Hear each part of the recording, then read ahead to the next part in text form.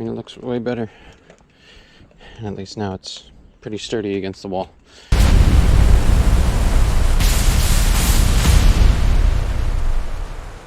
I'm sure you guys have been seeing plenty of this already, but look at that sky. Freaking Canada. Oh, Canada. God shed his grace on thee. I think that's it. Sorry if I offended any of our Canadian brothers. All right, let me show you guys what we're working on. So we have another vacuum breaker installation. I swear the water company in this area, it's like they got agents that are out trying to catch people.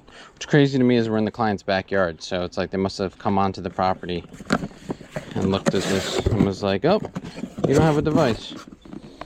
So we have here our Watts 3/4 inch pressure vacuum breaker, the LF800 M4 Cutie. Okay.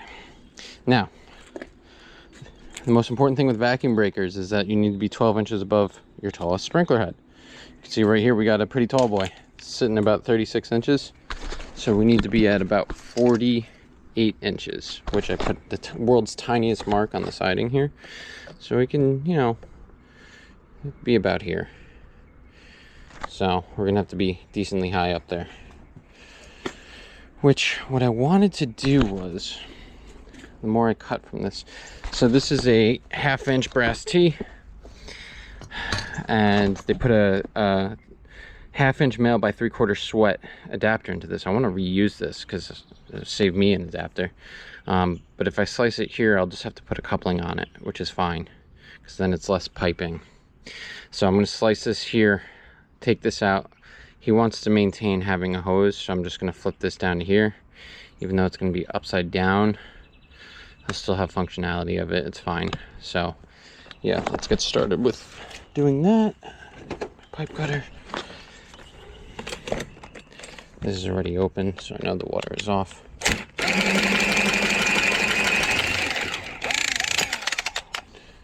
Okay.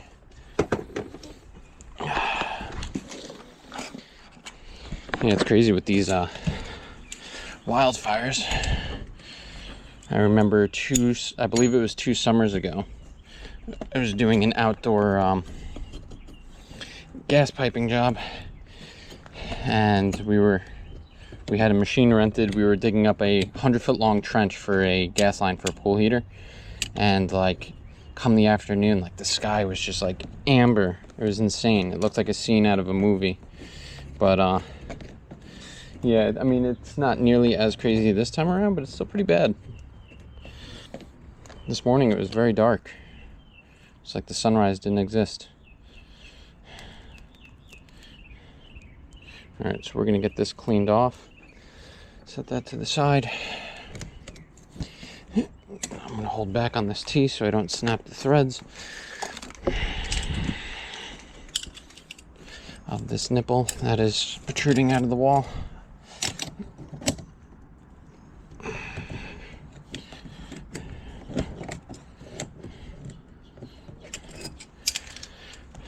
And then the beauty of installing a vacuum breaker is also that other than the initial test, you don't have to have it tested annually. So that's super nice. So yeah, what we're gonna do is set it like this. I don't normally like setting them upside down, but he's trying to be budget friendly here and save as much as possible, or else I would have elbowed over and then like done a nice shoulder elbow, shower elbow, you know, mounted to the side. But sometimes you just got to work with the budget. All right, we'll get these threads cleaned up. Okay, so I got this piece prepped, some Teflon and a little bit of Pro Dope. Clean the end of the copper. We'll get this back on here. So I'm going to talk while I'm working. So the end of this month, it's a surprise to my kids, but my wife is taking them to go see my sister-in-law up in Rhode Island. She's going to take them on It's a Sunday, Monday, and Tuesday, whatever the last weekend is of July. So, with that being said, no, it's not party time at my house. Even though I did invite the boys over, I did tell Daniel and Derek that they should stop by at some point, whether it's on Sunday or after work, Monday or Tuesday, and I'll barbecue for them.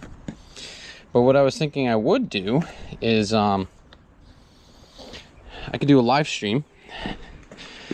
Since I won't have the kids running around, I prefer to not show my children on social media and YouTube, just to protect their privacy. My wife's a different story. She's a grown-up, but just for the sake of my kids, that's why you never really see them in any posts or pictures or anything like that. But anyway, I feel like it would be a perfect opportunity to do a live stream, because there won't be the chance of someone interrupting me or them being seen. So I'm going to get more information on that. I'll make some sort of announcement. It won't be anything crazy. It'll just be like, come hang out and talk to me and ask me questions. If you want to ask me anything while I'm live, you can showcase stuff to people. I know people like seeing stuff and what our lives look like outside of regular work.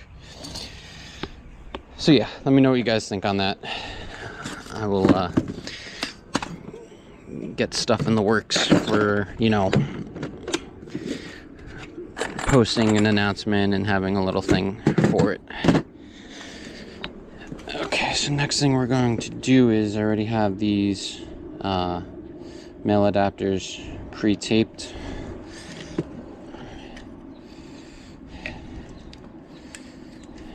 Get this one on here.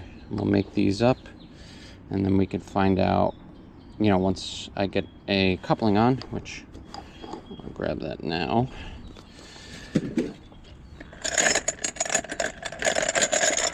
find out how big of a piece we're going to need for this riser. So I'm going to make up these male adapters right now, and then we'll cut to the next one. There you are. Come on. Come on. Okay.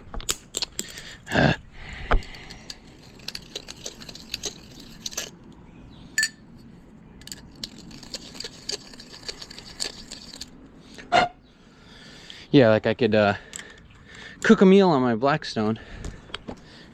If any of you that watch Daniel's channel or watch any of his live streams, I'm almost always sending him pictures of what I cook.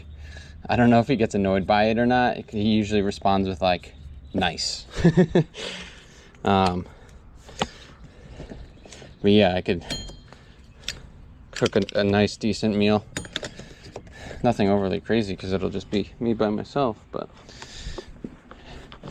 I would love to get some sort of strap or support on this, but it might be really hard.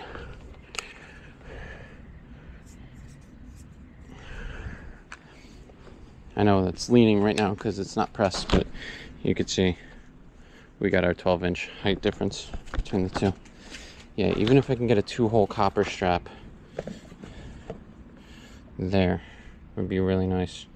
So let's get the press tool set up, and then we'll get it supported. This is the whole reason I want to support it.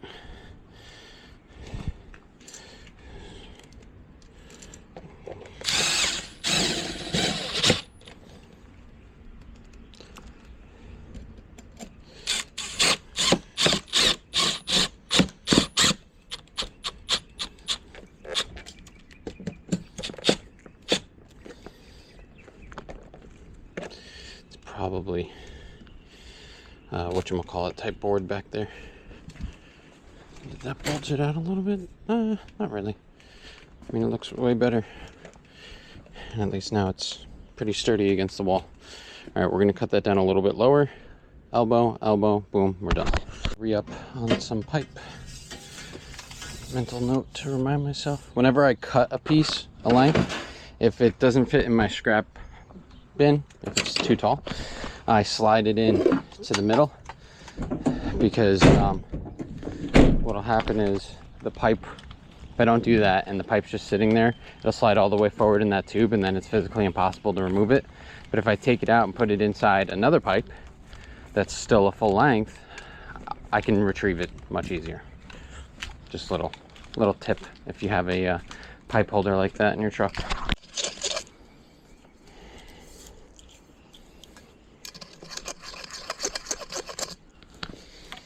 Okay, put you back in there.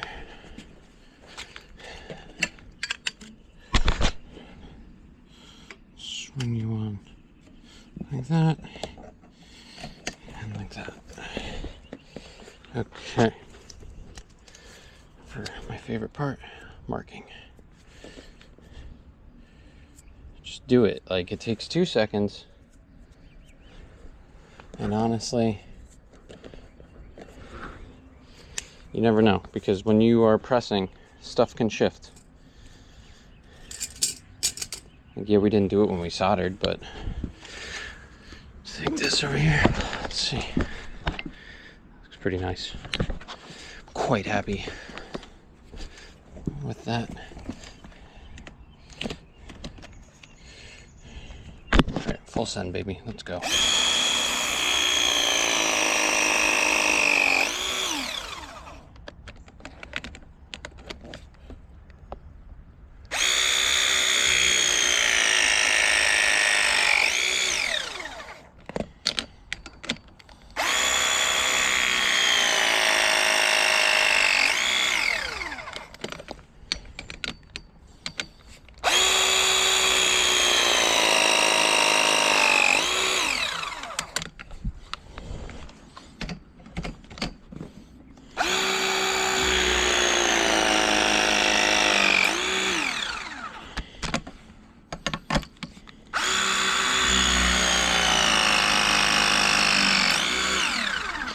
And what's nice about this too is that when his sprinkler guys come, shut it from inside, and then if they have a hose connector for the compressor, which is how a lot of the sprinkler guys do it, they could just hook right up to that and blow straight through the vacuum breaker. Okay, so we're done with this. Done with this. Got my Teflon back. I've always put it on this, but it's like I use Teflon every single day, almost. It's so annoying, so I just shove it in there, because whatever. Just a little housekeeping. Put that there. And get all this dope back into here, because that's good money. It's good dope. On the pants. Why not? My pants are already messy. Okay, so we're just going to verify real quick. Everything's tight and made up. Yep. Pressed, pressed, pressed, pressed, pressed, pressed, pressed, pressed, pressed. Okay, good. So we're going to put some tools away, get the water turned back on. The client's going to take care of that for me, and then we'll get this thing tested. We got here our watts, the TK9A Backflow test kit. This is Mike's, or this is the one that we have here at Pipe Doctor that Mike and I share. Mike and I. So usually this stays at the shop to keep it protected, and you know, we don't drive around with it in our trucks unless we have backflow tests. So if I know I have a backflow test, I'll make sure to bring it in the morning. You know, our dispatcher Joe knows that he can't just throw like a backflow test on us randomly during the day, because we won't have the test kit on us. So, you know, try to give him a heads up beforehand, so that this way we're prepared and we just don't show up without it. But yeah, I'm due for my backflow recertification. The license expires every 3 years in the state of New York. You have to do it within 6 months of expiring. I have been licensed, so let's see, 25, 21. So I've been licensed to test backflows since 2018. So this is going to be my second renewal. Yeah, my second renewal. It's very easy, 1-day course. They feed you some good food. You go in, they just make sure you remembered everything and all that fun stuff. So, all right, I'm gonna get the water back on and we'll start testing this. a lot of people want to go with the vacuum breaker is because it doesn't need to get tested annually, which is nice. All that is required is that you do have it tested during the initial installation of the device. But once we do that, we submit the paperwork to the proper water authority, and they leave the client alone.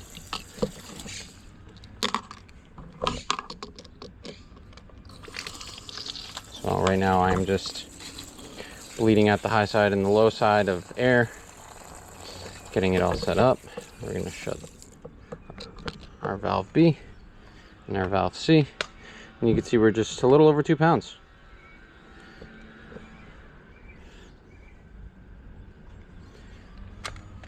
Which I believe for a vacuum breaker it has to be over 1. And you could also see our incoming, whoop, lost my footing, is just shy of 60 pounds.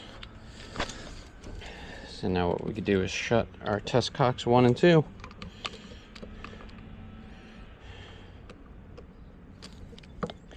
Now what I would recommend is that when the client has this winterized,